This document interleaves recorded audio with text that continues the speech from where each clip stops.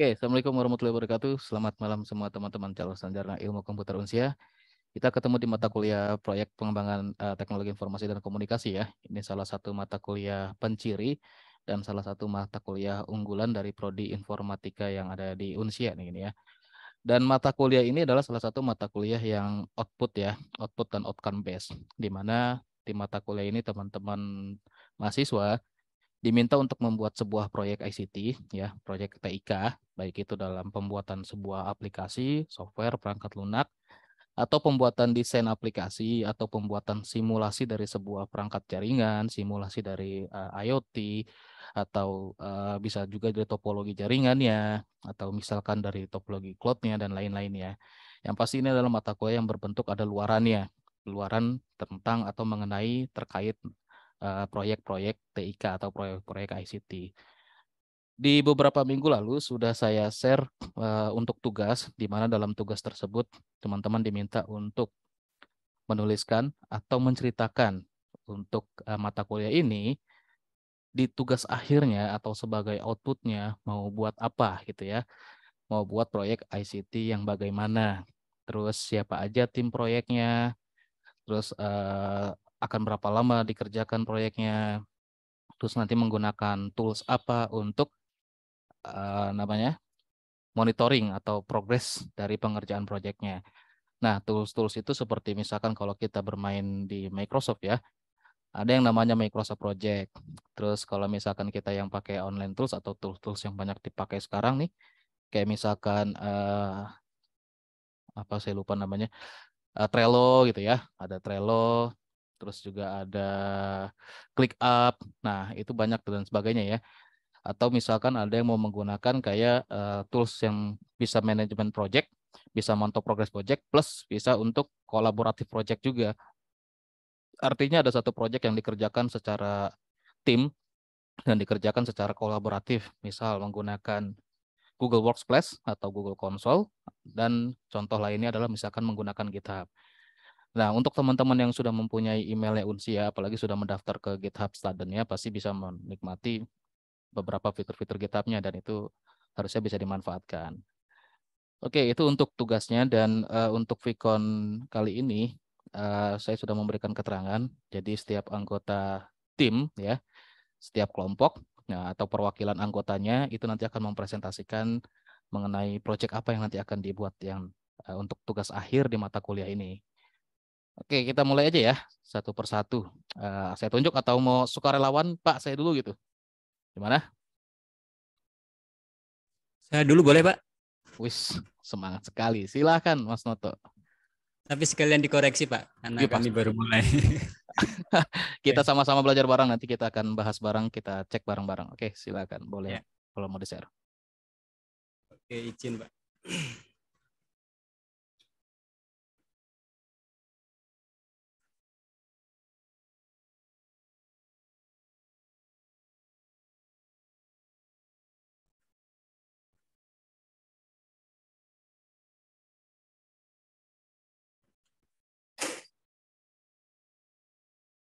Oke. Assalamualaikum warahmatullahi wabarakatuh. Sudah kelihatan belum ya, Pak? Sip, sudah kelihatan. Yuk. Selamat malam, Pak Bapak Riyad dan teman-teman semuanya. Pada kesempatan kali ini, kelompok kami akan mempresentasikan rencana proposal project berkenaan dengan tugas kuliah, yaitu project yang akan kami buat yaitu berkenaan dengan aplikasi mobile pada pendaftaran pasien online yang berbasis Android di salah satu fasilitas kesehatan, yaitu di RSUD Kabupaten Melawi. Untuk tim sendiri kami terdiri dari 3 orang, yaitu saya sendiri, terus Aswawal dan Dani Ramdhani, 3 orang.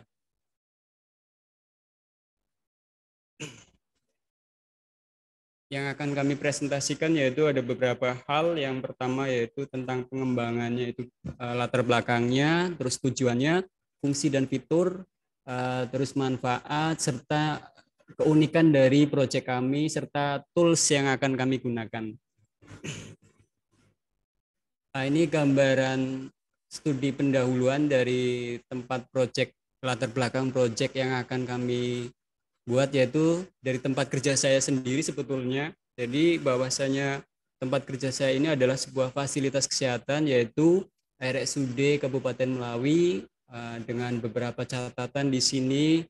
Ada profil latar belakangnya, tapi yang perlu saya highlight yaitu bahwasanya di rumah sakit ini sudah menggunakan salah satu teknologi informasi sebagai transformasi digital di pelayanan kesehatan, yaitu sebuah sistem informasi manajemen rumah sakit atau yang biasa kita kenal dengan SIMRS atau istilah lainnya yaitu HMS, Health Management System.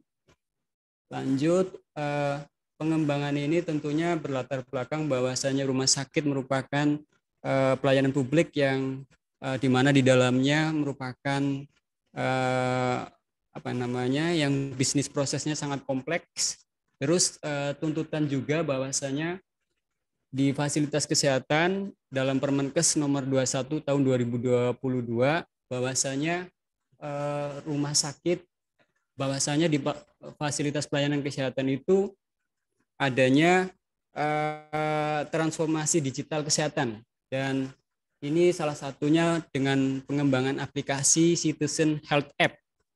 Nah, ini sebagai cetak biru atau blueprint dari salah satu target di mana tahun 2024 di fasilitas pelayanan kesehatan harus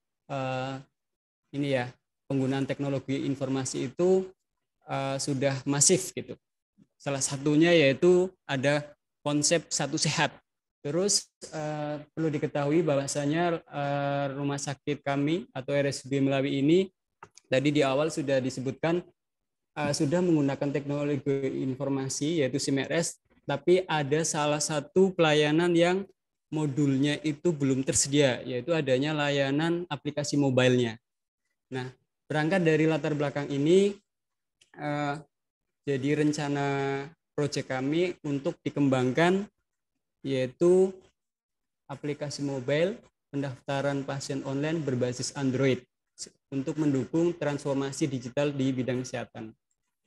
Fitur-fitur unggulan yang ada dalam aplikasi ini yang akan kami lakukan yaitu bahwasanya setidaknya aplikasi ini bisa untuk melakukan booking atau pendaftaran pasien, terus si pasien juga bisa melihat histori kunjungan yang keberapa kalau memang dia sudah pernah berkunjung. Terus ada fitur tambahan jika memungkinkan nanti yaitu adanya pengaduan dan informasi pelayanan kesehatan lainnya seperti info kamar, jadwal dokter, dan lain-lain. Tapi setidaknya fungsi utamanya yaitu untuk pendaftaran. Lanjut, tujuan proyek ini tentunya ada beberapa hal. Yang pertama yaitu tadi sebagai latar belakang untuk menjembatani kewajiban fasilitas kesehatan untuk melakukan transformasi digital di bidang pelayanan kesehatan. Yang kedua tentunya untuk pelayanan publik itu sendiri yaitu mempermudah pasien dalam mendapatkan pelayanan kesehatan dengan menggunakan teknologi informasi. Lanjut, manfaat lainnya setidaknya ada 3 untuk mahasiswa, yang kedua untuk institusi, dan yang ketiga untuk Vaskes itu sendiri. Untuk mahasiswa tentunya untuk membekali diri dengan portofolio berupa proyek-proyek yang aktual yang bisa digunakan sesuai kebutuhan pasar. Yang kedua untuk institusi pendidikan tentunya ini sebagai implementasi visi misi dari kampus kita yaitu sebagai program studi informatika pendidikan jarak jauh yang memiliki kompetensi dalam pengembangan aplikasi mobile. Untuk fasilitas kesehatan sendiri yaitu tentunya untuk mendukung transformasi digital di pelayanan kesehatan. Lanjut, untuk keunikan. Nah, ini ada beberapa hal yang perlu digarisbawahi, yaitu yang pertama bahwasanya Android merupakan berbasis open source ya. Tentunya dengan ini jadi nilai lebih supaya kita dalam pengembangan bisa menekan dari sisi biaya. Artinya kita tinggal kreativitas saja dalam menggunakan program berbasis Android. Terus untuk Android sendiri pertumbuhannya sangat terus berkembang ya, dibandingkan pesaingnya misalkan kalau dari iOS untuk pesaingnya gitu. dengan perkembangan teknologi yang pesat, tentunya dengan mengembangkan aplikasi yang memang di pasaran sudah matang, sudah mature, tentunya ini menjadi nilai lebih. Terus untuk ekosistemnya sendiri, sama ini halnya dengan pertumbuhan, bahwasanya pengguna gadget yang berbasis Android terus berkembang, dan memang ini sebagai teknologi yang dimiliki oleh Google. Nah, untuk sisi aplikasinya sendiri, karena memang dia ditanam di smartphone, tentunya ini jadi nilai lebih dalam pengembangan aplikasi pendaftaran pasien berbasis Android. Maka proyek ini tentunya tepat jika memilih aplikasi yang dikembangkan berbasis Android. Keunikan tentunya karena kami memilih Mas Noto, dalam maaf. ya Ya,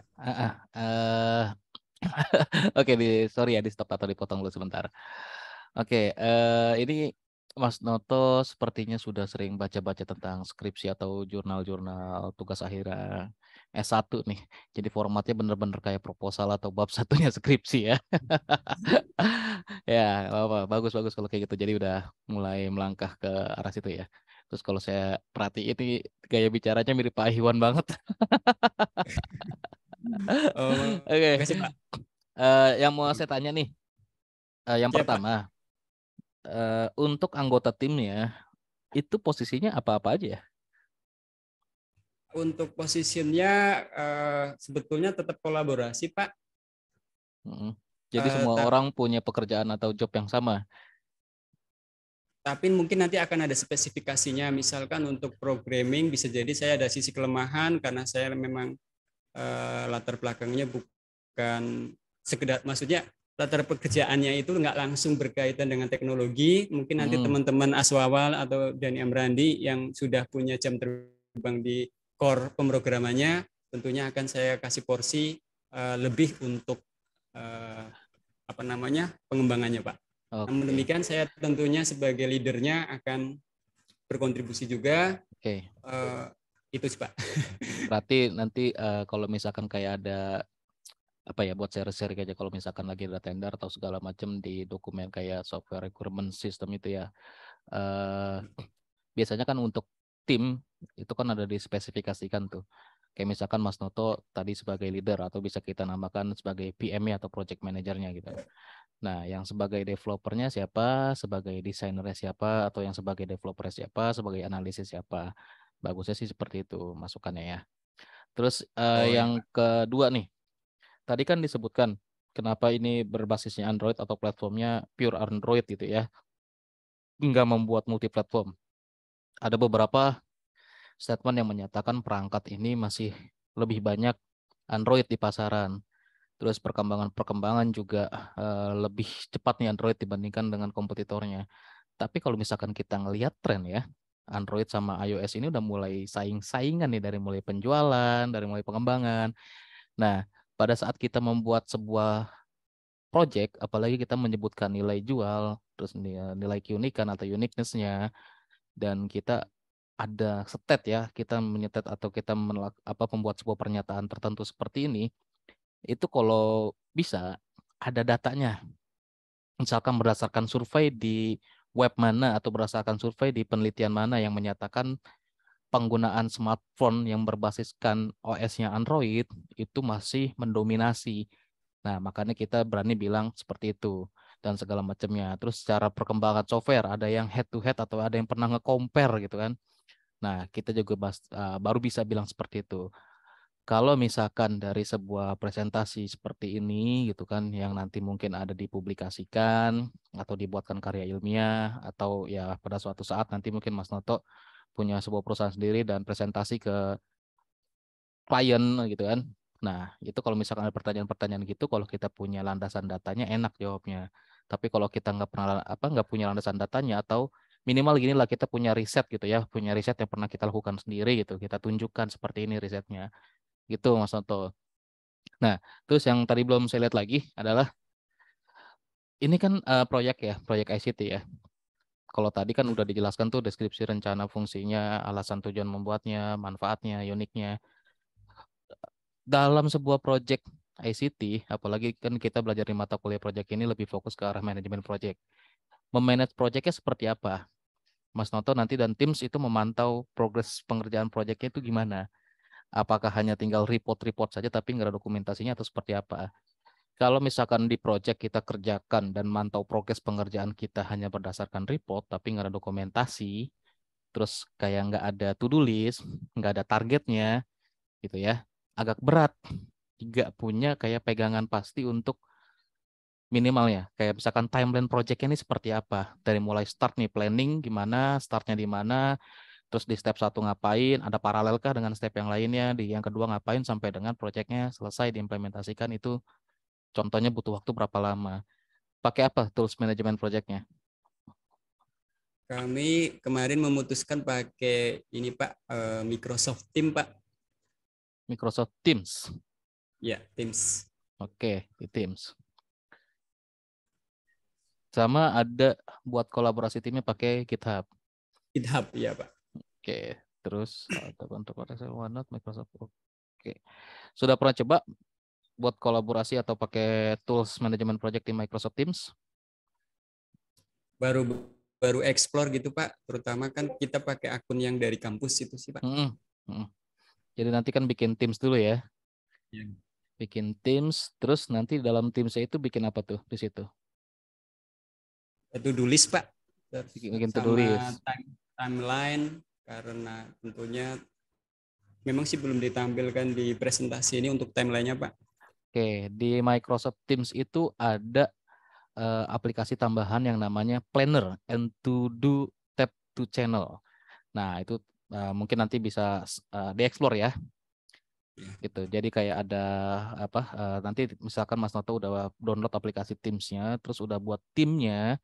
Nah, itu nanti di generalnya tinggal di add aplikasi aja atau add tab-nya. Itu nanti ada yang namanya bisa digabung nih ya. Ada list tab to channel, bisa pakai itu, terus dikombin lagi dengan yang namanya mana dia nih? Tadi ada nih. Oh, test by planner and to do tab to channel bisa pakai itu. Bahkan kalau misalkan dokumentasi-dokumentasinya disimpan ke Drive atau SharePoint bisa di-linkkan ke situ. Dan kalau misalkan ada yang butuh apa ya analisa untuk BI-nya, nah Microsoft Teams itu juga bisa diintegrasikan dengan yang namanya Power BI, gitu ya. Bisnis Oke, intelijennya ya Pak ya. sip, ya betul. Oke, terima kasih Mas Tato. Mantap, Terima kasih Pak. sudah Ya. oke. Tinggal next. Cuma satu lagi yang tadi saya hampir kelupaan. Informatika Unsia ini kan profil lulusannya memang ada software engineer, tapi di bidang peminatan kita cuma punya dua sampai saat ini, data science dan network specialist. Nah, aplikasi yang dibuat itu bukan hanya membuat aplikasi bisa dipakai, udah yang ada fungsinya cuma CRUD aja. Nah, nggak boleh begitu. Nanti peminatannya nggak keserap atau nggak keambil. Nah, misalkan Mas Noto lagi bikin aplikasi untuk mobile apps ya, untuk pendaftaran pasien secara online yang dipakai via mobile gitu ya, aplikasinya diinstal via mobile.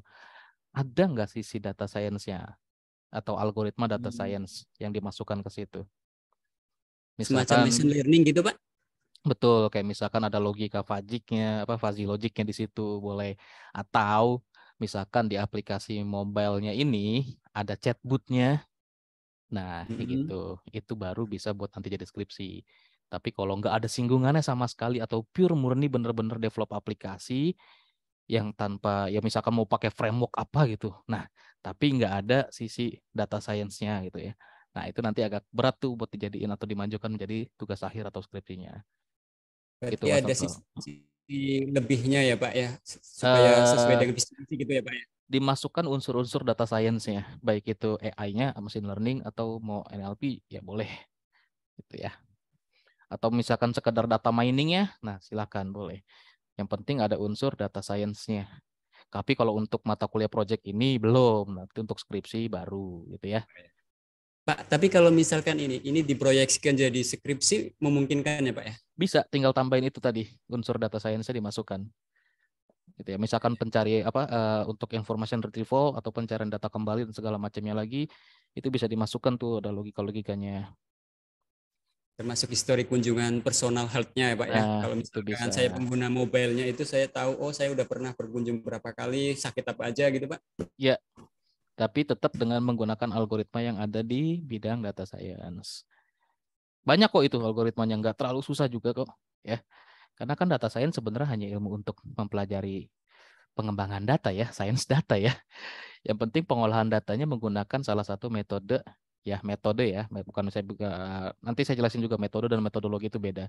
Menggunakan salah satu metode atau algoritma yang ada di data science dimasukkan ke dalam aplikasi tersebut. Nah, itu udah pasti bisa buat skripsi. Itu ya, Mas Noto. Oke, terima kasih Pak. Oke, terima kasih banyak. Udah bagus sekali. Sip, Assalamualaikum. lanjut. Waalaikumsalam. Assalamualaikum warahmatullahi wabarakatuh. Selamat malam teman-teman semua. Nah, udah bagus sekali tuh Mas Noto. Gimana Mas Dudung? Jangan mau kesalip, mau presentasi nggak? Nah, kesalip Mas Noto nih ntar urusannya nih. Sok aja, yang lain dulu aja, Pak. Kayak suka disalip ini. Jangan Biar sen. ini nyari waktu yang singkat-singkat aja. Ada. Nanti di akhir. Oke, yang lain silakan. Ini Mas Muhammad Rifki mungkin mau nih, sudah on cam, kayaknya udah ready nih. Assalamualaikum warahmatullahi wabarakatuh. Selamat malam Pak Riyad Waalaikumsalam. Malam-malam. dan teman-teman. Mohon Ya. maaf telat gabung karena Gak baru tahu apa-apa. informasinya tadi tadi malam barusan. Ya, gimana? Sudah selesai tugasnya? Sudah bikin buat presentnya? Untuk proposalnya saya sudah ada rancangannya seperti yang kami submit kemarin Pak. Tapi untuk presentasinya mungkin mohon maaf kami tidak menggunakan PowerPoint. Nggak apa-apa. Apakah boleh gitu? Nggak apa-apa. Saya jabarkan saja. Iya, nggak boleh aja kok. Nggak harus dengan PowerPoint nih. Silakan kalau mau di-share. Saya share ya Pak Riyad ya. Yuk. Izin teman-teman.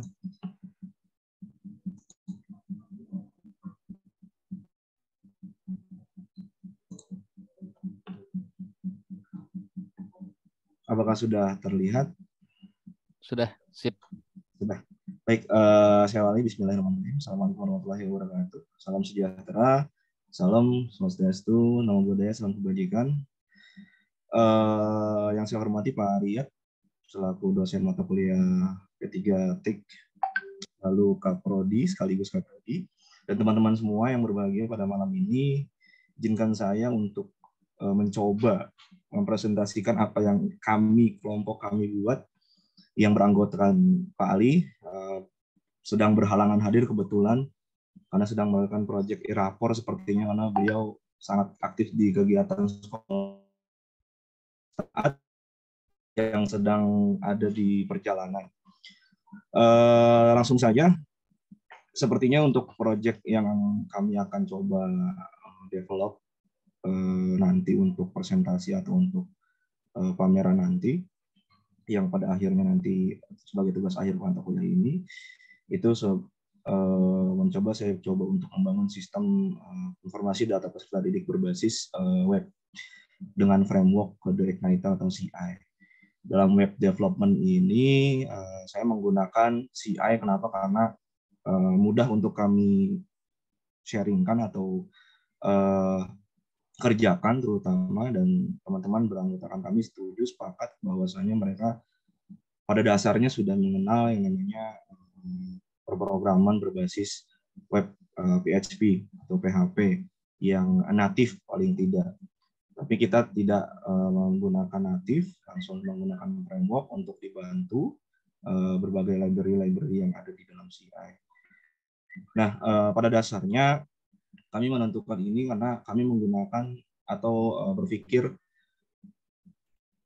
di Indonesia data tersebut semakin lama semakin banyak untuk dikelola. Makanya kita coba, karena kita juga salah satunya berkecimpung di dunia pendidikan gitu, makanya kami mencoba untuk menentukan apa yang menjadi masalah di dunia pendidikan, utama pada latar belakangnya sih sebetulnya adalah itu gitu, yang bermudah baik stakeholder dari internal pendidikannya maupun eksternal pendidikannya, yaitu siswa dan orang tua. Nah, secara singkat latar belakangnya adalah yang tadi saya sebutkan, dengan mengutamakan informasi dan data yang tepat dan akurat, itu akan menjadikan informasi yang sangat baik untuk seluruh stakeholder yang terkait. Lalu rumusan masalahnya adalah bagaimana sistem pengelolaan ini dapat berjalan dengan baik di instansi pendidikan ataupun di luar instansi pendidikan. Lalu yang kedua, kekurangannya dan kelebihan dari keuntungan dari sistem informasi ini apa?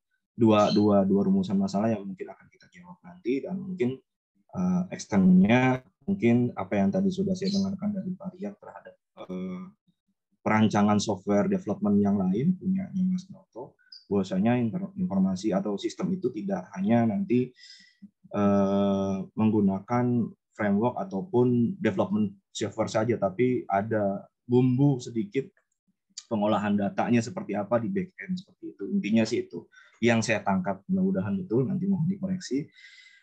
Lalu tujuannya berdasarkan rumusan di atas atau rumusan yang dua tadi, kami bertujuan untuk mempermudah yang pertama stakeholder dalam pengolahan dan penyajian informasinya, karena kebanyakan saat ini ataupun kemarin-kemarin pengolahannya bukan tidak baik, namun semakin lama akan kita semakin perbaiki seperti itu, kan ada inovasi-inovasi yang pengolahan yang lain yang mungkin kita coba pelajari sebelumnya.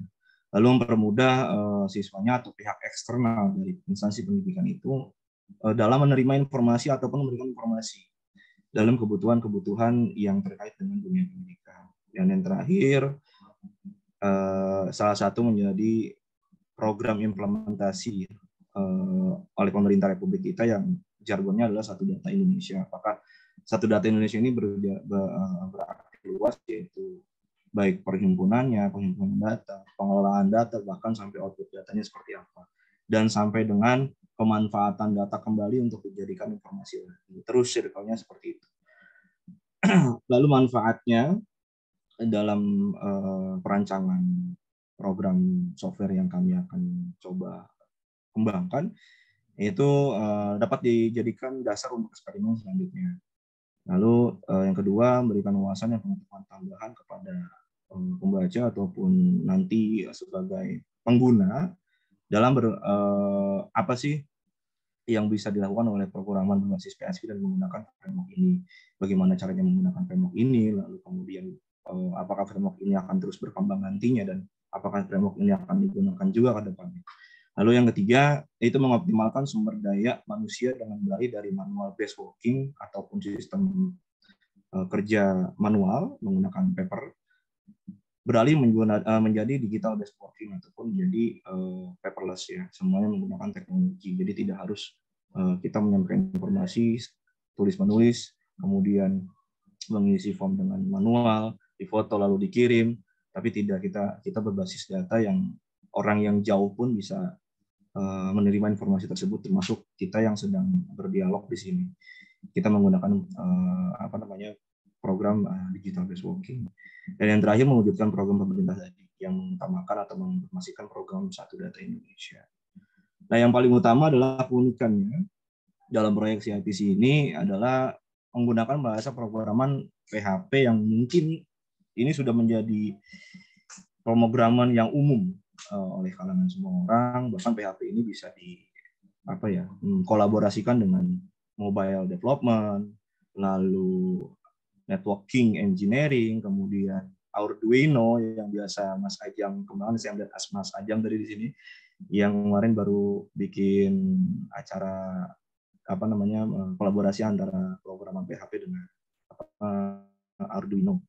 Lalu yang kedua, dari segi code-nya baik front end maupun back end ini lebih tertata dalam folder setiap submenunya. Jadi kalau natif penempatan foldernya mungkin kita agak sedikit membingungkan karena tidak menggunakan framework gitu ya, murni menggunakan native.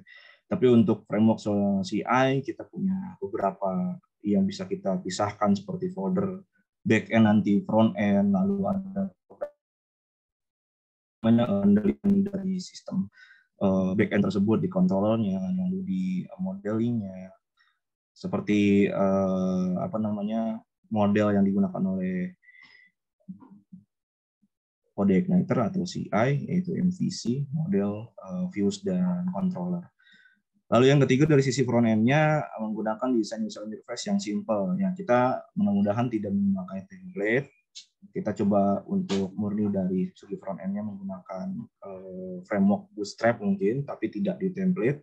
melainkan dimodifikasi dari Bootstrap, tidak juga semantik, karena kita mengutamakan UI ini bisa digunakan oleh atau bisa difahami oleh si pengguna. Karena kita buat secara colorful, kemudian responsif, kemudian juga secara user experience juga dapat gitu. Dan yang terakhir dari sisi backend, ini menggunakan model MVC yaitu CI, lalu menggunakan database MySQL, dan ini sangat cocok untuk kebutuhan sistem yang sederhana, namun bisa dinamis dan bisa cepat serta efektif. Project management ini tools-nya nanti rencananya kami bertiga akan menggunakan Visual Studio Code sebagai text editornya, lalu GitHub. Nanti mudah-mudahan teman-teman juga sudah punya akun GitHub, jadi kita bekerja di GitHub secara share. Kemudian menggunakan web servernya SAMPP dan framework CodeIgniter, lalu browsernya untuk sebagai review aplikasi tersebut. Mungkin itu saja dari sisi apa yang ingin kita buat. Mudah-mudahan kurangnya nanti bisa kita tambahkan pada saat kita mendevelop project ini gitu. Ya, mudah-mudahan apa yang kami buat ini bisa diberikan kelancaran dan teman-teman juga bisa coba nanti mengimplementasikan atau menggunakan produk yang mungkin bisa kami kembangkan. Mungkin itu saja teman-teman dan Pak Riyad. Kurang lebihnya mohon maaf. Bila itu hidayah. Assalamualaikum warahmatullahi wabarakatuh. Waalaikumsalam. Oke, mantap sekali Mas Muhammad Rifki. Ada satu yang sangat saya senangin sama apresiasi ya. Kayaknya nih setelah beberapa semester, hal yang pertama saya garis bawahi dari teman-teman semua, kemampuan berkomunikasinya sangat meningkat tajam. Beda dengan waktu awal-awal pertama ketemu nih. Pada saat bikin vlog, bikin presentasi, ya gitulah ya. Kaku, tata bahasanya masih belum bisa disusun. Sekarang rapih banget, luas banget presentasinya, kayak Mas Noto juga nih makin lama juga makin oke. Terus tadi Mas Muhammad Rifki juga keren ya. Ada hal yang menarik yang tadi sedikit saya tangkap tuh. Kenapa nggak semantik, Mas Muhammad Rifki? Padahal kalau kita bicara semantik ya, nanti ujung-ujungnya bisa ke arah data science loh. Semantik, web crawler, data mining, data science. Itu dia. Makanya tadi saya share langsung kan di chat ya, pas ngelihat wah perancangan web nih. Nah, teman-teman mungkin bisa baca-baca artikel tentang crawling di data mining gitu ya. Karena informasi ya, jadi informasi lagi skripsi. Ini buku panduan skripsi belum jadi, tapi ya ada beberapa informasi yang bisa saya share gitu kan. Nanti skripsi kayak misalkan perancangan sistem formasi, perancangan penjualan, sistem penjualan online, atau perancangan perpus, perancangan pencarian data ini, pencarian data itu nggak boleh lagi. Kecuali kayak misalkan Mas Rifki tadi ditambahkan tentang web crawlernya, atau spider, atau apalagi namanya, boots ya, dalam pencarian data kembalinya gitu. Nah, kayak misalkan itu juga bisa jadi salah satu uniqueness dari sistem informasi web yang dibuat. Kalau misalkan sistem informasi aja, hanya sistem informasi aja, tapi nggak ada ya serapan teknologi lainnya gitu. Misalkan kayak tadi mau crawling atau mau scraping sama crawling beda ya. Nanti cari-cari sendiri referensinya, baca-baca sendiri, banyak banget di Google. Kalau saya jelasin panjang lebar, kepanjangan, males ya. Nanti jadi ngaco-ngaco kemana-mana. Biasanya kalau saya udah mulai berbicara kepanjangan saya bicaranya gitu. Kayak tadi ya, yang jadi uniqueness itu Mas Muhammad Rifki. Jadi kalau misalkan kita bicara PHP, PHP, apalagi framework CI yang sekarang aja udah mulai banyak yang beralih ya. Walaupun saya juga masih pro CI sih gitu ya. Karena ya enteng sih gitu kan. Dan kelebihan-kelebihan lainnya lah. Itu kadang nggak bisa kita jadikan uniqueness dari sebuah produk kita, kecuali kita punya kayak fungsi tambahan lainnya yang kita risetnya atau kita lihat nggak ada di tempat-tempat atau aplikasi sejenis itu. Misalkan kayak di sistem informasi pendataan siswa atau sistem informasi apa gitu ya. Mereka untuk kayak misalkan pencarian data kembalinya nggak ada teknik khusus, nggak ada teknologi khusus lainnya. Nah, itu nggak bisa dijadikan kayak uniqueness atau keunikan dari aplikasinya. Kalau misalkan tadi, misal ada crawlernya gitu ya. Crawler ini sih memang berhubungan eratnya sama SEO gitu kan, tapi bukan hanya untuk mendukung SEO sendiri. crawler ini kan kita juga bisa pakai misal untuk apa ya? Salah satu yang sering saya pakai itu untuk collecting data. Nah, collecting data ini banyak nih kita pakainya nih. Misal contohnya untuk compare data, bandingin data. Terus buat tool analisa kita ya, jadi analisa datanya. Terus nanti juga bisa ke data mining gitu. Nah, itu bisa dijadikan kelebihan atau uniqueness dari web yang sedang dibuat sama Mas Rifki. Nah, nanti kalau misalkan mau cari apa sih itu tentang web crawler, terus hubungannya sama data mining apa dan segala macamnya apa. Nah, tadi sudah saya share sedikit keywordnya yang bisa teman-teman searching di Google dan itu nanti akan muncul artikel yang banyak sekali gitu ya, yang banyak sekali mengenai pembahasan itu dan nanti ujung-ujungnya itu ke arah data scientist, ke data mining dulu baru nanti loncat ke data scientist. Itu Mas Rifki. Nah, terus kayak project management tools-nya. Nah, tadi belum kelihatan tuh untuk monitoring progres pengerjaan projectnya menggunakan apa. Gitu. Kalau untuk Oh kolaboratif iya, tools-nya kan pakai GitHub, tapi untuk monitoring projectnya belum ada. belum ada. Kita coba masih comparing sih Mas. Pak, jadi kita bertiga masih coba cari untuk monitoring toolsnya apa gitu yang Langsung bisa enak-enak. eh, nanti kalau ada langsung dimasukin ya. Boleh, boleh, boleh. Nanti saya akan open lagi si pengumpulan tugasnya, nanti bisa direvisi untuk tugas-tugasnya. Siap. Itu. Dan satu lagi tadi ya sama seperti Mas Noto dan untuk teman-teman yang lainnya. Jadi untuk setiap anggota tim dikasih tahu atau dispesifikasikan ini jadi apa, jadi apa, posisinya di mana, job desk-nya apa aja. Itu karena di project management apa ya, manage SDM itu salah satu hal yang penting yang harus ada di situ. Kenapa harus di manage SDM-nya? Setiap SDM punya tupoksi, punya tugas dan tanggung jawab ya yang berbeda-beda yang dimana itu ya dikolaborasikan bersama buat goal project-nya dan itu juga harus dijabarkan. Terus nanti kan untuk to-do list-nya ya kan nggak mungkin satu list dikerjakan tiga-tiganya atau semua list dikerjakan tiga-tiganya. Yang namanya kolaboratif itu bukan kerja bareng ngerjain satu, tapi semua kerja mengerjakan yang mana bagian-bagian proyeknya yang nanti akan dikumpulkan jadi satu kesatuan proyek begitu ya. Thank you Mas Riki. Ya, Nah, sama ini udah 2 anggota tim kelompok kita yang sudah luar biasa menyampaikan progres dari proposalnya dan rencana proyeknya. Ada lagi? Mas Rehan mungkin yang jawab ya, tapi saya nggak tahu nih ya apa nih. Ada Mas Tudung duluan kali mau nyalip. Siap-siap. Oh ya udah silakan disalip dah. Jangan lupa sen kanan. Ini share screen dulu ya, Pak. Iya. Nah, kebuka semua jendela saya ini. Baik, salah buka. Oke, sama Mas Aloy sama Mas Teanto ya. Ya, baik. Bismillahirrahmanirrahim. Assalamualaikum warahmatullahi wabarakatuh. Waalaikumsalam. Kepada Bapak dosen Pak Riyad atau sebagai juga Kepala Kaprodi jurusan Teknik Informatika PJJ ya, yang saya hormati dan juga kepada teman-teman yang saya banggakan. Saya nggak akan lama-lama untuk pembukaan ini dan juga saya hanya akan membacakan sedikit judul dan perancangan, mungkin ya judul perancangan yang nanti selanjutnya akan dijelaskan sama kepala atau ketua kepala atau ketua penelitian proyek kami ini, yaitu Mas Aloy. Baik, di sini saya akan melakukan penelitian desain sistem perancangan ya peringatan dan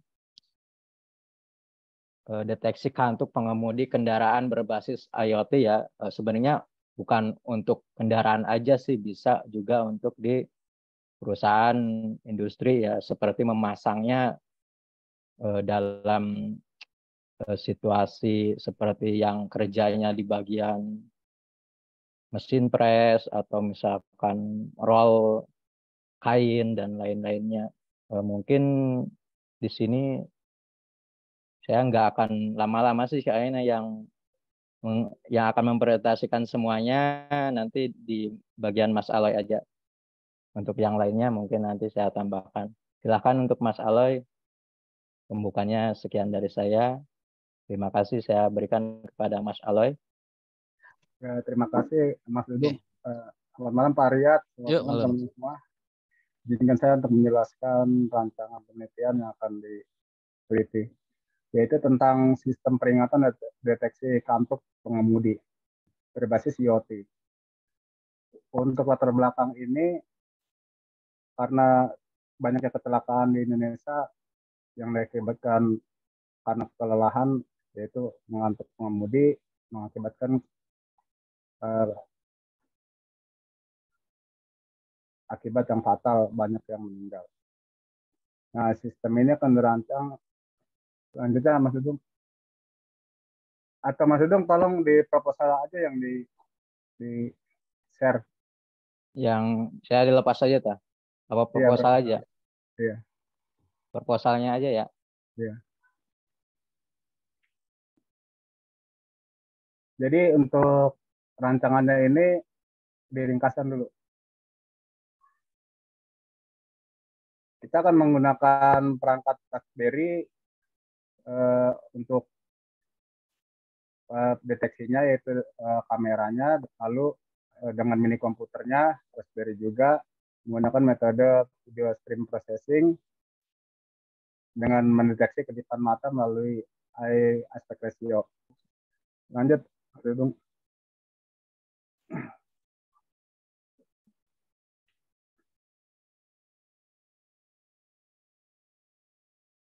Ini mau dibacakan dulu apa langsung aja? Metodologinya aja.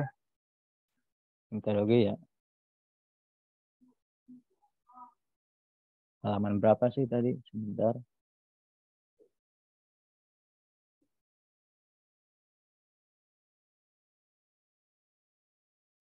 Kelihatan.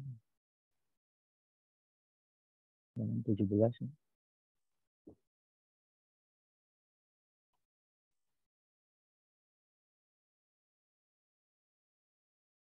Ya.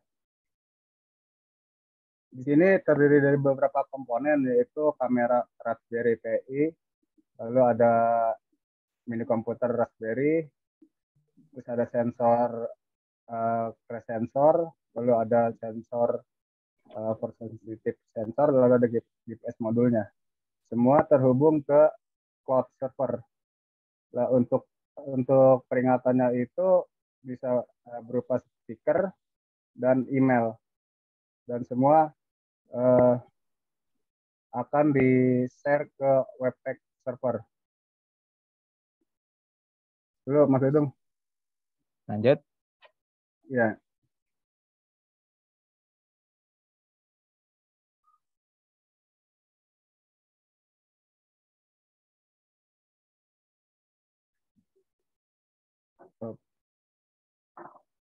Ini beberapa modulnya, yaitu Raspberry yang pertama Mas Dudung, kamera itu. Raspberry Pi, kamera 8 megapiksel, lalu ada mini komputernya yang bawah Mas Dudung. Nah, untuk modul Raspberry mini komputer ini akan kita masukkan program bahasa Python dengan OpenCV, pakai library OpenCV, dan peringatannya itu akan outputnya ke speaker dan ke email.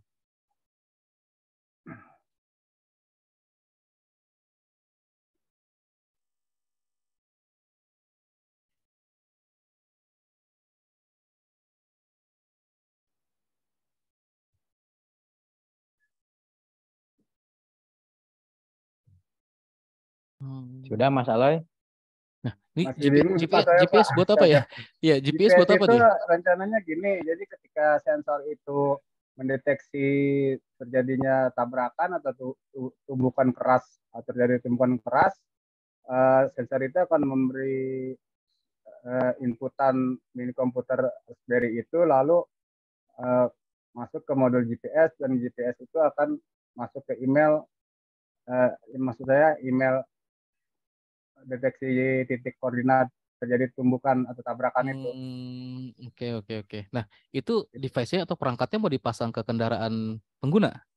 Pengguna, ya. Jadi sementara ini kita pakai Raspberry. Untuk prototipe-nya baru ini aja sih, Pak. Jadi baru untuk desain alatnya. Oke. Tadi sih saya udah ngeliat yang mantep banget itu pas di latar belakang sama di atau pendahuluan ya. Itu ada data-data yang disuguhkan kan tuh. Wah, Iya, udah keren tuh. Nah, terus tadi saya expect-nya kita kan kayak tadi ya, karena tadi saya nggak dengar mau dikirimkan notifikasi via email atau speaker iya gitu. benar. Jadi tadi saya expect-nya atau mengiranya, jadi kayak diintegrasikan lagi ke Etle atau Itilang tuh. Nah, Kita akan integrasikan ke web server, Pak. Jadi web server itu kita akan kerjasama sama rumah sakit terdekat untuk menerima uh, menerima itu output dari si Raspberry itu milik komputer. Jadi ketika rumah sakit terdekat mendapat pemberitahuan ada kecelakaan di sini, dia titik koordinatnya langsung ketahuan gitu. ya itu kan untuk jika Jika ya terjadi kendaraan pengendaranya dipasangkan perangkat dan sistem ini. Iya benar, Tapi untuk yang tidak, nah kan nggak ada notifikasi ke rumah sakitnya ya. nggak ada. Nah gitu, tadi saya Nah, pikir kayak misalkan mau diterapkan kayak itilang gitu atau diintegrasikan jadi satu sama kamera itilang. Nah, misalkan saya ya lagi lewat di jalan, terus kayak ada kamera yang melihat saya, terus karena tadi meriksa aspek rasio mata saya ngantuk gitu kan, iya akan dikirimkan notifikasi nih ke email saya atau WhatsApp saya, benar. karena kan Ke itilang kan, email, kalau itilang kan sekarang sudah ngebaca email dan WhatsApp-nya dari pemilik kendaraan tersebut. Nah, saya kira tadi mau seperti itu gitu, ya, itu. itu kita bahan pertama kita output speaker dulu. Jadi speaker itu akan mengirimkan suara itu untuk supaya memberi peringatan ke pengendara itu.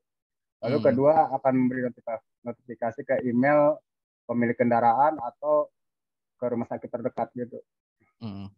eh Jika iya kayak balik lagi tadi ya, kalau di kendaraan misalkan di kendaraan saya punya perangkat dan sistem itu, tapi kalau enggak kan enggak Iya, ada ya gitu. nggak ada. Kenapa enggak diterapin kayak misalkan itilang seperti itu? Kalau Kalau misalkan jadi kayaknya sih bisa dibeli sama di Lantas ya, di Lantas. Maaf Pak, boleh nambahin nggak Pak? Boleh. Jadi rencana saya sendiri ya Mm, pribadi, mungkin dikatakan sebagai new developer, mm, ini nantinya mungkin akan saya konversi dijadikan aplikasi berbasis Android ya. mm, Perkembangannya ke situ Pak. Jadi setiap orang mm, bisa memasang, misalkan membuka download mm, gitu di Play Store, mm. bisa memasangnya langsung di depan si supirnya gitu. Jadi Oh gitu. bisa ada. Mm, Cuman tidak ada notifikasi ke email ya, mungkin hanya mm, peringatan seperti alarmnya doang gitu. mm, mm, mm. Rencananya sih akan dikonversikan seperti itu, tapi nanti ini Boleh. untuk ke depannya gitu. Ya, udah bagus sih, udah bagus. Ini kayak nginget mobil-mobil zaman sekarang yang mulai canggih gitu ya, kayak yang pindah garis Iya, aja iya, banyak tatitut bunyi-bunyi, iya. atau bahkan bisa ada yang kayak interferensi setirnya segala macam. Oke sih. eh ada satu lagi tadi. Kalau misalkan ya, yang tadi dengan kan yang mau dicek salah satunya adalah aspek rasio dari mata tadi kan ya. Itu iya, berarti ada modul kamera yang dipasang misalkan di iya itu di Pak, di spion gitu, di di spion dashboard atas lah. atau di dashboard gitu, yang nanti akan mantau Itu pakai kita supirnya. sementara ini Hmm. Unity-nya Ini pakai seperti Raspberry ini. itu Pak, Hmm. dengan 8 megapiksel Hmm. kamera gitu. Jadi Hmm. sementara pakai perangkat eksternal luar gitu. Lalu Oke. itu terhubung ke mini komputer Ya. Raspberry, dan Raspberry itu terhubung ke cloud server, ke internet, yang itu memberikan peringatan ke email, GPS juga, dan ke modul speaker. Oke. Ya, Nah sip, mungkin mantap. nanti kalau karena harganya masih terlalu mahal ya Pak, Iya. kurang lebih budgetnya untuk perangkat itu 5 juta lebih, jadi Iya. nggak mungkin kayaknya bisa bisa apa kejual gitu kalau jadi. Nah Hmm. mungkin hanya Mas Dung tadi menggunakan kamera handphone gitu. Hmm. Iya, iya. Cuma Bisa, kendalanya bisa. itu ya tadi, ini komputernya ini, komputer buat kontrolernya ini eh, tetap harus ada gitu. Oke, iya. Karena yang nggak ada yang lagi yang prosesnya lagi kan kalau nggak ada Iya, microcontrollernya. Siapa yang prosesnya gitu kan. benar, Pak. Oke, thank you Mas Ali. Tadi untuk tools manajemen projectnya pakai apa?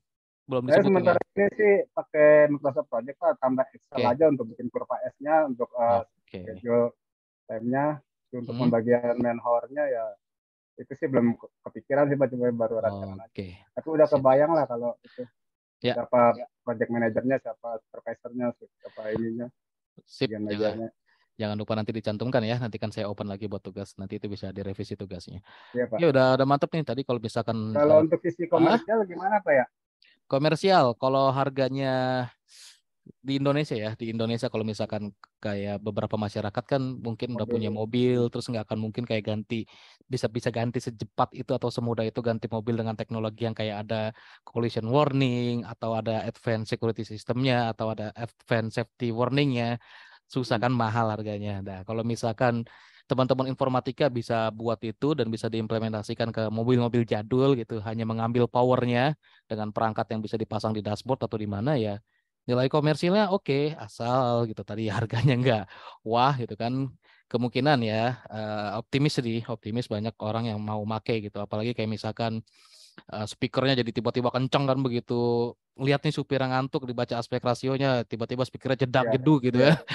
Atau ada yang dipasang ke bangku gitu dengan kejutan apa, atau iya dipasang Pak. ke setir gitu kan. Nah, itu bisa oke gitu. Jadi sebagai alternatif atau solusi untuk masyarakat yang mungkin belum mampu untuk ganti mobil ke yang lebih canggih gitu kan. Nah, itu bisa jadi juga gitu. Dan apalagi kalau misalkan tadi sih agak ada sedikit pertanyaan sih. Ini kalau misalkan tabrakan gitu kan dikirim ke apa, ada pesan ke rumah sakit terdekat atau segala Iya macam. benar. Nah, itu juga mudah-mudahan sih nggak ada tabrakan sih ya, tapi bagus juga sih ada ide seperti itu, ada sensor untuk tabrakannya atau sensor crashnya gitu. Tapi kan harus Iya, dicek dulu tuh crashnya itu segimana tuh, masalah sensitivitasnya. Jangan kalau sensitivitas ya. misalkan ditendang sama anak kecil bannya tiba-tiba Nah, ngirim itu sih notifikasi ke yang rumah sakit. benar Nah, tuh. ambulan datang padahal anak kecil doang ya yang jahil gitu kan. Nah, itu tuh apa model-model perhitungannya, cara-cara Hmm. ngitung-ngitungnya seperti apa gitu ya. Oke, terima kasih Mas Iya, Alay, Mas iya, Udung. Pak. Masih Pak. Ya Oke, Pak, yuk. terima Mantap. kasih. Thank you. Lanjutkan ya. Oh, satu lagi lupa, sorry. Ini baru desain atau simulasi aja ya? Belum nanti jadi real ya? Belum sih Atau Pak. Tadi saya bilang anggarannya itu ya Belum Pak. saya udah perhitungkan cari harganya itu kisaran 5 juta lebih lah hmm, untuk perangkatnya aja. coba senggol Mas Belum. Ajang. Siapa tahu Tenang, ada solusi. ada yang 2 jutaan, di bawah 2 juta ada, tenang, Bisa tenang. bisa senggol teman kita satu ini, Iya, Mas Ajang udah gitu. saya senggol Pak, udah saya pepet biasa, tenang aja. Oke. Ya, sip, thank you. Ya Yang Pak. lain Terima kasih Pak. satu lagi lah ya, biar kita nggak terlalu malam. Ya, saya boleh, Pak. Boleh Mas Ajang, silakan. Nah, ini jagoan kita nih. Lanjut. Ini, oke, sebentar. Ini masih simpel ya, Pak? Ya, Ininya, proposalnya. siap. Oke, sebentar. Ya, Bismillahirrahmanirrahim. Assalamualaikum Ya. warahmatullahi wabarakatuh. Malam, Pak Riyad, malam teman-teman semuanya. Ya, ini kami bikin, sebelumnya mohon maaf ya, ini Mas Ipan sama Mas Padilla tidak bisa hadir Oke, karena nggak apa-apa, lagi diwakilin. masing-masing sibuk juga. Ya, ini kita coba bikin sistem pengaturan suhu air, conditioner ya, AC gitu ya, otomatis berdasarkan kapasitas orang. Ini berbasis YOLO dan ESP32 CAM. Nah, nanti mungkin untuk pembagian tugas, kita belum rapat secara Zoom ya, baru di chat aja. Tapi mungkin nanti saya yang dari sisi hardware-nya, nanti Mas Ipan dari sisi ininya ya, YOLO-nya, lalu Mas Padilla itu dari sisi komunikasi ya, antara YOLO dengan ESP32-nya. Nah, mungkin saya sedikit jelasin ya. YOLO ini algoritma ya yang dikembangkan untuk deteksi objek secara real time. Dia pengembangan dari convolutional neural network ya untuk object detection. Dia sebetulnya udah masuk ke deep learning ya, algoritmanya, computer vision deep learning. Pakainya Python. Kemudian untuk yang versi 5 sama versi 7 dia itu udah support PyTorch library. Kemudian kalau ESP32 CAM-nya bentuknya seperti ini. Lalu ini Arduino bahasanya dari Espressif. Nah, mungkin deskripsinya dia sebetulnya simple ya, dia sistem yang otomatis nyalain AC pas ada orang, otomatis matiin AC ketika ada orang gitu ya. Tapi nanti bisa naikin sama nurunin AC juga berdasarkan kapasitas atau jumlah orang yang ada di ruangan. Nah, kita pakai YOLO buat deteksi berapa sih ada orang di ruangan tersebut gitu ya. Lalu ESP32 Cam digunakan untuk sebagai IP kamera, cuman kameranya aja, di mana komunikasi ke YOLO gitu ya, IP-nya diambil gitu ya, kemudian sebagai remote-nya ya, seperti itu, pengganti remote AC-nya. Nah, alasan tujuannya ini sebenarnya di kantor saya pribadi ya, karena di sini kita satu kantor digunakan oleh banyak perusahaan coworking space gitu ya. Nah, sering ada yang lupa buat matiin AC gitu ya. Kadang semalaman itu AC masih, kalau libur tuh biasanya ya, weekend, Sabtu, Minggu itu kadang masih ada AC nyala padahal nggak ada orang gitu ya. Nah, makanya kita coba bikin idenya dari situ gitu ya. Gitu. Manfaatnya bisa hemat listrik ya, karena kan kalau AC cuma nyala ketika digunakan saja, nggak ada drama. Ini sering ada saling nyalahin di kantor, siapa sih yang kemarin lupa nyalain AC gitu ya. Nah, nanti juga karyawan mungkin bisa produktif ya karena nggak ngurusin remote AC-nya seperti itu. Nah, ini mungkin keunikannya dari beberapa jurnal yang saya baca, tapi belum banyak jurnalnya, baru sedikit aja. Jadi sebetulnya kebanyakan judulnya diambil oleh teknik elektro, jadi mereka pakainya sensor gerak atau sensor inframerah gitu. Cuman kekurangannya yang saya baca di jurnalnya itu tidak bisa membedakan yang masuk itu 1-2 orang. Jadi dia ngitung tuh ada yang masuk, ada yang keluar. Nah, nggak bisa bedain yang masuk itu ada 1 atau 2 orang. Jadi di dalam kemungkinan masih belum pasti nih ada orang atau enggak. Nah, jadi kami gunain computer vision, jadi pakai kamera buat deteksi langsung nih si kelihatan lebih pasti gitu ya si ininya, si ada orang atau enggaknya seperti itu. Nah, terus juga untuk komunikasinya kita pakai MQTT. Jadi dari perangkat yang tadi tuh biar apa bisa langsung connect ke si YOLO-nya ini ya. Karena YOLO ini kan dari komputer seperti itu. Untuk project management rencananya mau pakai ClickUp. Kemarin sempat di chat, tapi kalau mungkin nggak jadi tadi nanti kayaknya pakai Trello sih. Ya, Soalnya udah, saya di PT di sini pakai Trello ya. yang familiar aja. Kemungkinan pakai Trello gitu. Tapi kalau Untuk ClickUp lebih lengkap dari Trello, Mas Ajeng. Jadi kayak ada skeleton atau kayak apanya ya? Jadi kayak to-do list atau framework itu kayak apa sih, templating-nya udah ada loh. Coba deh. oh ya lebih ini ya, saya belum baru Lebih simpel. login aja sih. Ya, dicoba aja. Oke, seperti itu. Paling yang lain mungkin GitHub sama Oke. Arduino buat ngoding, VS Code sama MQTT Broker. Itu aja sih Pak. Terima kasih. Oke, sip. Mau nanya dong, itu YOLO-nya versi berapa ya? V4 bukan? Rencana mau pakai P7 Pak. Oh, udah pakai V7. Ya rencana sih, tapi Oh. kalau referensinya masih nggak ada, mungkin pakai P4 aja. Oke, ya, karena emang yang banyak referensinya V4 ya. Ya betul, Nah, betul Pak. ini saya punya 6 GB virtual mesin YOLO, tapi sama Pak Catur. Coba senggol aja Pak Catur. Share yang kemarin Pak Red kasih dong, gitu aja ya. Oh Nah, mantap, di boleh Pak. situ Makasih Pak. itu bisa ngedeteksi sampai 80 jenis objek. 80 ya, ya betul. Nah, coba diminta aja. Ada 10 paket dataset juga sih. Itu. Nah, nanti coba minta ke Pak Catur. Kayaknya Pak Catur udah di copy sama dia, tapi nggak tahu udah di-upload belum ke SharePoint informatika. Gitu. Karena kan yang bidangnya deep learning sih Pak Catur. Makanya kemarin saya kasih ke dia. Saya belum Oh upload juga. siap. Oke, boleh diminta kayak gitu aja. Terus, Siap Pak, makasih. nah ini nggak terkendala sama hardware kan ya? Oh, ini karena kan mesin learning-nya dari servernya, Pak. Jadi Ah, hardware-nya cuma sebagai kamera sama remote aja sih. kamera sama remote aja ya. Kayak Jadi gitu. oke, jadi jangan penelitian yang terlalu besar source-nya atau butuh sumber daya yang banyak, termasuk budget yang banyak gitu. Tapi kalau misalkan lebih menghasilkan nggak apa-apa nih. Kalau Mas Ajang kayaknya menghasilkan sih, jadi boleh lah gitu. Ya, hardware-nya Oke, ada sih, Pak. Kebetulan. Python-nya 7. Python yang paling baru, Pak. Pakai CMake nggak? Enggak pakai CUDA, enggak pakai apa namanya? Enggak pakai GPU, masih CPU sih. Oke, ya, karena sekarang yang nggak pakai apa, nggak harus punya GPU atau VGA canggih juga udah bisa sih ya, banyak sekarang virtual mesin-mesin begitu. Itu. Saya juga sebenarnya bukan bidang image processing atau bukan bidang deep learning, cuma kayaknya mau beralih ke situ, tapi tanggung ya. Kalau saya tanggung karena kepangkatan saya atau bidang saya software engineer ya, yang ya kayaknya sampai profesor di situ. Kalau saya pindah harus ngulang lagi dari awal. Tapi lebih tertantang main ke situ sebenarnya, makanya si software engineer kadang-kadang banyak yang tinggal-tinggal juga tuh. Oke, Mas Ajang, satu lagi Ya, pertanyaannya. eh itu kan tadi mau mendeteksi manusia kan ya, betul. manusia. Nah, berarti kan ada klasifikasi objeknya ya. Iya, Pak. Ada klasifikasi objeknya. Pakai algoritma apa di situ? Oh, ini pakai YOLO, Pak. Pakai Kalau YOLO. YOLO ini pengembangan dari, kalau yang saya baca ya, pengembangannya Hmm, dari CNN, Pak, Convolutional ya. Neural Network. Udah pernah nyoba berarti ya, udah pernah berhasil kan ya? Nggak Oh, masalah YOLO-nya ya? udah. Nggak ada masalah dengan objek lain gitu. Misalkan yang bukan manusia kedeteksi sebagai manusia Masalahnya mungkin di foto ya, Pak. di fotonya. Kenapa tuh? Kalau ada foto di ruangan tersebut, Nah itu. nah itu aja sih. Iya, karena Eh, kemarin juga sempet ada, padahal ini ya, secara size orang sama fotonya beda, tapi kedeteksi hmm, itu foto sebagai objek manusia. Nah, itu juga ya masih betul. aneh saya juga. Jadi ya mungkin salah satu solusi atau tambahan di ruangan tersebut nggak boleh pajang foto ya. Ya, Gitu. ya. Apalagi foto-foto yang dimensinya atau ukurannya mulai mendekati karena si YOLO-nya kayaknya masih belum ada buat apa klasifikasi ngebedain lebih spesifik ke situ. Itu aja sih Betul. masih Ya. tantangan utama di si YOLO itu. Atau sih mungkin akan nanti ya tunggu peneliti-peneliti yang lain sih. Saya juga masih nungguin mereka karena belum sempat riset juga. Oke, itu aja Mas Ajang. Thank you. Ya, Terima Pak. kasih banyak.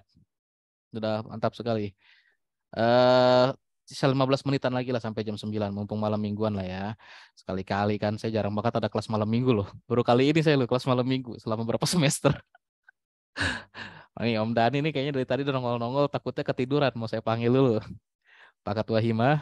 Bagaimana Pak Ketua Hima yang sebentar lagi akan ada regenerasinya. Tidur kayak ini. Baru habis ini katanya Pak ganti Hah? hardware komputer jadi datanya belum ke Oh, backup semua katanya. oke lah nggak apa-apa lah. Satu lagi lah kita kasih kesempatan ke teman yang lain mungkin ada yang mau.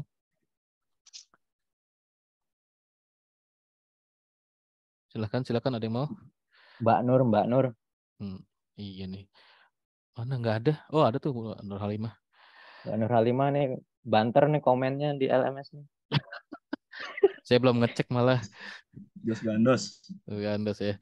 Nah, ya kayak tadi tuh kan kita ngelihat ada beberapa apa ya teman-teman kita nih kayak contohnya Mas Ajang, Mas Saiful, terus saya Mas Dede, banyak yang sering aktif lah kegiatan-kegiatan seperti itu. Kemarin saya bikin proker mau ngadain acara kayak bootcamp atau mau ada kursus-kursus internal informatika, tapi nggak gratis. Saya bilang ada budgeting untuk trainernya, mau itu trainernya mahasiswa atau siapapun ada. Jadi nanti mudah-mudahan itu bisa dihidupkan ya, karena kita sudah mau menuju akreditasi yang lebih baik lagi, unggul. Kegiatan-kegiatan seperti itu udah harus ada itu. Ya walaupun kita masih keterbatasan ya tadi ya kalau misalkan image processing atau data science, data scientist, mau itu juga nanti networking, nggak bohong kalau nggak butuh alat itu ya. Nah, yang dirancangkan sebenarnya Unsia itu sebenarnya punya konsep yang namanya ini konsep dari si kepala IT-nya ya, Unsia First. Mau virtual lab, mau media sosial yang digabungkan ya kayak metaverse ya begitulah ya. Cuma nggak tahu mau jalan atau enggak. Cuma kalau saya sih minta nggak terlalu banyak. Saya pengen punya kayak virtual lab yang bisa dipakai untuk teman-teman semua.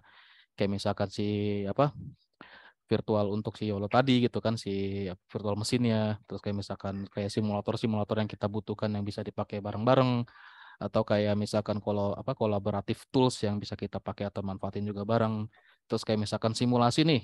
Selama ini kan mata kuliah pemrograman atau mata kuliah praktikum kita nggak terkontrol simulasinya atau prakteknya masing-masing sendiri. Kalau misalkan kita udah punya virtual lab yang mendukung kita bisa simulasi bareng di kelas tersebut di lab virtual itu kan pasti akan lebih keren lagi dan bisa jadi dokumentasi, bisa jadi portofolio dan kita bisa pamer ke dunia luar, loh kita punya virtual lab. Karena selama ini virtual lab yang benar-benar virtual tuh belum ada di Indonesia. Ya, kalau di kayak di India, Inggris, Prancis ada. Di Indonesia belum ada. Kayak misalnya ngelihat virtual lab yang kayak di Kemdikbud aja itu kan bukan virtual lab, mohon maaf itu ya. Itu kan hanya kayak misalkan online IDA gitu kan. Gitu-gitu aja yang nggak bisa simulasi bareng-bareng yang bisa dibilang kayak virtual lab gitu. Nah, insya Allah misalkan nggak lama lagi lah mudah-mudahan terwujud informatika kayak gitu. Jadi kita bisa belajar bareng. Termasuk tadi yang bootcamp atau camp-camp pelatihan ke kelompok-kelompok belajar yang bisa dihidupkan dengan teman-teman yang nanti bisa apa dapat penghasilan tambahan juga di situ jika sebagai trainer atau jika bisa menghasilkan output seperti prestasi dan lain-lain gitu ya. Karena kita harus melangkah lebih jauh lagi untuk mendapatkan predikat yang lebih baik lagi. Itu aja sih. Ada lagi kan nih yang mau presentasi nih? Ini udah menarik sekali nih. Berapa tadi sudah banyak yang layak ya itu buat dijadikan kayak tema skripsi atau tugas akhir. Misal di sini udah jadi nih toolsnya atau softwarenya, aplikasi atau softwarenya udah jadi. Tinggal susun dokumentasinya aja nanti mata kuliah MPTI. Terus kayak misalkan metodologinya bisa dari mata kuliah RPL dan MPTI juga. Nah, nanti semester 7 dokumentasinya udah lengkap. Mau ngeklik tugas akhir atau mau ngeklik skripsi, ya udah klik aja. Kan udah selesai semua. Tinggal bikin laporan. Tinggal lulus. Gitu ya. Oke, Mas ada Riyad, lagi? mau nanya boleh? Boleh. Pak, kalau untuk itu manajemen project itu Hmm, masuknya di mata kuliah ini atau bukan, Pak? bukan. Misalnya nih, saya menghitung bobot ini nih tenaga kerja kan, Hmm, manpowernya Pak, manpower ya. manpower. Ya, itu kan Oke. bobot itu kan nilainya kan dari anggaran tuh Pak, Hmm, dibagi kan. Ya, ya. itu harus dikasih tahu atau enggak Pak? Terbuka enggak untuk anggaran? Enggak harus. Di sini enggak ada ya. Maksudnya di tugas ini nggak ada, tapi kalau di manajemen Oh, proyek ya ada. secara di industri ya pasti harus menyertakan manpower ya. Nah, di informatika sendiri mata kuliah manajemen proyek itu saya merge dengan proyeknya ini gitu. Kenapa saya merge? Biar ada mata kuliah penciri lainnya gitu, biar nggak terlalu banyak biar nggak terlalu banyak mata kuliah yang akhirnya ngebahasnya kan cuma sedikit aja, terus sisa-sisanya malah nanti jadi nggak jelas gitu, pembahasannya malah kurang dalam. Kayak misal contoh, mata kuliah testing dan implementasi nggak ada. Kenapa nggak ada? Digabungkan ke si RPL sama MPTI dan di manajemen proyek ini. Gitu. Jadi ada beberapa mata kuliah yang saya pecah materinya, sub-sub materinya atau sub-sub pokok pembahasannya ke dalam beberapa mata kuliah biar masuk mata kuliah penciri lainnya. Jadi lebih bervariasi dan yang satu lagi adalah biar lebih fokus ke arah peminatannya gitu, ke arah peminatan satu, ke arah profil lulusan yang kedua. Profil lulusan kita jangan sampai lupa ya, ada data scientist, network Iya, specialist sama software engineer gitu. Nanti misalkan yang kayak perhitungan-perhitungan tadi adanya di mata kuliah ini ya, masalah ya. MPTI. Nah, bukan di MPTI, sorry, di proyek perancangan ini, proyek pengembangan dan perancangan. Jadi saya mau ngitung bobotnya nih Pak untuk mengetahui kurva S nih tahapan proyeknya gitu. Hmm, Bobotnya sekian persen udah berjalan di minggu ini, minggu kedua, minggu ketiga. Ya, itu nanti adanya di mata kuliah ini gitu ya. Nanti akan ada di materi keberapa saya lupa. Coba cek dulu. Tapi kalau anggarannya itu dikasih tahu nggak Pak? Kalau sebagai proyek manajer, manajer proyek ke Kemana? para pekerjanya. Enggak. Rahasia. Iya Bagaimana Pak? dong, rahasia dong, nggak dikasih tahu kecuali untuk yang seleveling ya, leveling gitu. Oh ya, Ya kayak misalkan ya mungkin kayak misalkan Om Dani dan saya atau beberapa teman-teman yang sudah pernah jadi menpro gitu ya. Kalau kita iya Pak. punya anggaran dan segala macam, kalau untuk yang bukan sekelas enterprise ya, yang bukan sekelas enterprise kita sebagai pelaksana gitu. Kita nggak ngasih tahu ke staf bawah kita nih, tapi kalau misalkan itu adalah proyek kita gitu ya, dan kita bukan Hmm. sebagai pelaksana aja, tapi sebagai konseptornya di situ, ya itu kan harus ada transparansi. Cuma Oh kalau iya, ke pelaksananya atau si tim-tim yang langsung terjun bebas ya gitu, kita iya biasanya Pak. nggak open itu gitu kan. Oh, Apalagi kalau saya misalkan nggak. itu salah satu job list-nya mereka, nah itu nggak kita open itu. Ya itu kayak apa ya? Kalau dibilang transparan dan transparannya, ya kita jangan main ke situ dah. Tapi etika project dan etika pekerjaan ada di situ gitu. Ada beberapa yang harus kita transparansi ke semua orang, ada beberapa yang harus kita keep juga gitu. Karena kan gini ya, ini juga share-share ke teman-teman semuanya. Kan perusahaan juga dapat profitnya dari mana sih gitu kan? Itu dia Iya ya. Pak. Itu enggak Kalau semuanya. selain buat Mm, monitoring Pak, selain pakai kurva S, pakai apa lagi Pak? pakai apa? Sorry. Kurva S. Kurva Kita S. bikin kurva S nggak? Kurva S saya belum pernah pakai.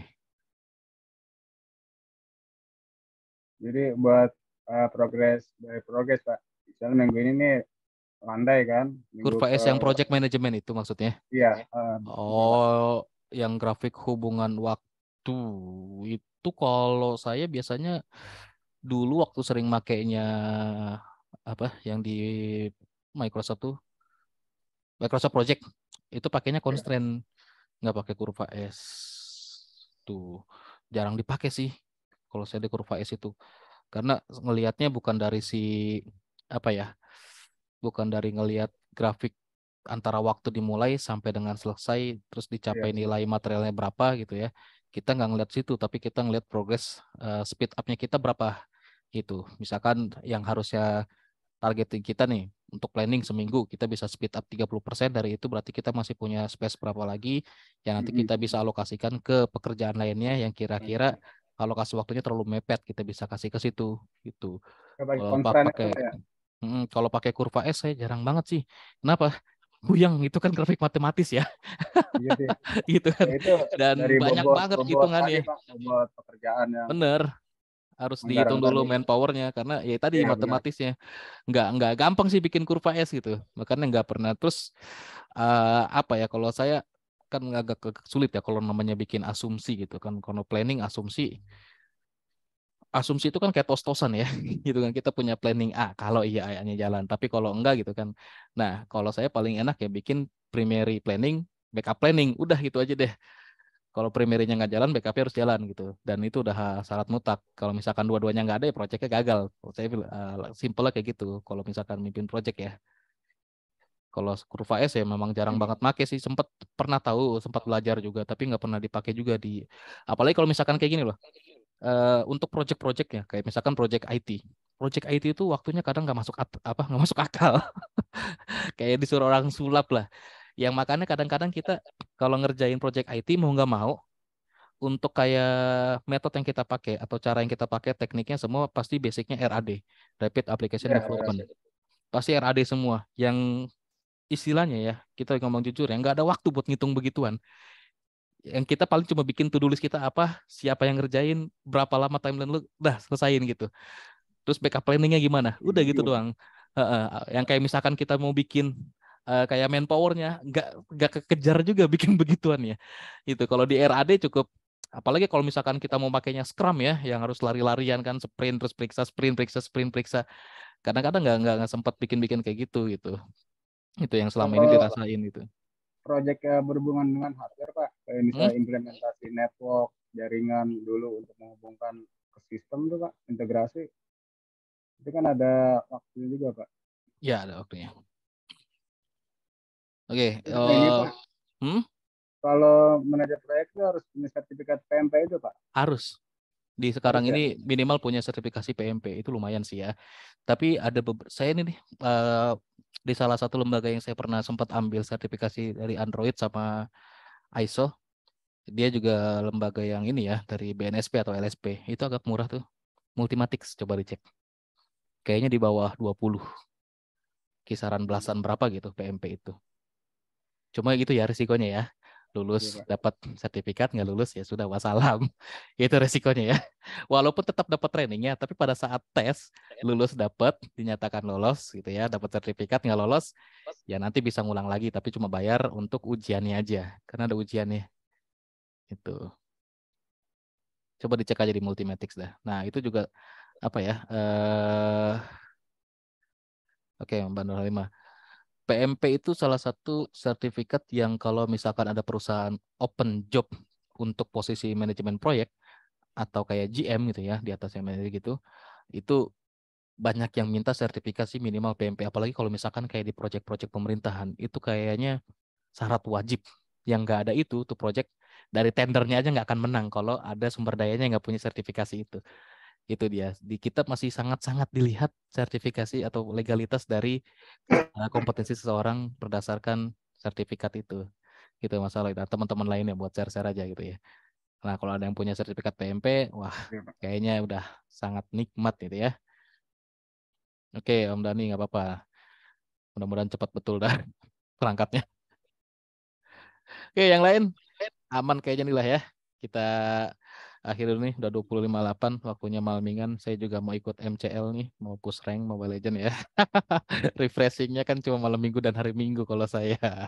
Jadi kita semua sudah progres yang sangat luar biasa. Tadinya minggu-minggu lalu saya bete juga, agak kesel juga. Ini mana mahasiswa ya disuruh presentasi ini hilang, mata kuliah MPTI hilang, mata kuliah proyek dia hilang juga, tidak ada. Saya nunggu sampai sejam sendirian aja di ruangan Zoom, sedih juga gitu. Ada satu nongol, aduh capek nih urusan ini. Tapi setelah melihat presentasi teman-teman yang sangat luar biasa, jadi terobati, jadi hilang sebel dan bete-nya gitu ya. Dan mudah-mudahan itu lanjut sampai deskripsi kayak gini ya. Jadi kalau tadi saya udah ngeliat beberapa itu, percaya semester 7 itu pasti teman-teman ini yang sudah mau lulus atau mengambil akselerasi pasti bisa lulus. Pasti akan dimudahkan dan pasti memang mudah gitu karena sudah memudahkan dirinya sendiri dengan proyek atau hasil karya yang luar biasa gitu ya. Oke, dari saya itu aja. Tetap dilanjutkan progresnya. Nanti akan saya open lagi untuk revisi. Kayak misalkan tadi anggota tim posisinya di mana gitu ya. Terus ada yang lupa masukin poin-poin tertentu, silahkan direvisi. Saya buka selama 1 minggu ke depan lagi ya. Sampai dengan minggu depan. Oke, dari saya sekian. Terima kasih. Wabillahi taufiq wal hidayah. Assalamualaikum warahmatullahi wabarakatuh. Selamat malam, selamat istirahat, selamat berakhir pekan semuanya. Sehat-sehat selalu ya. Terima kasih.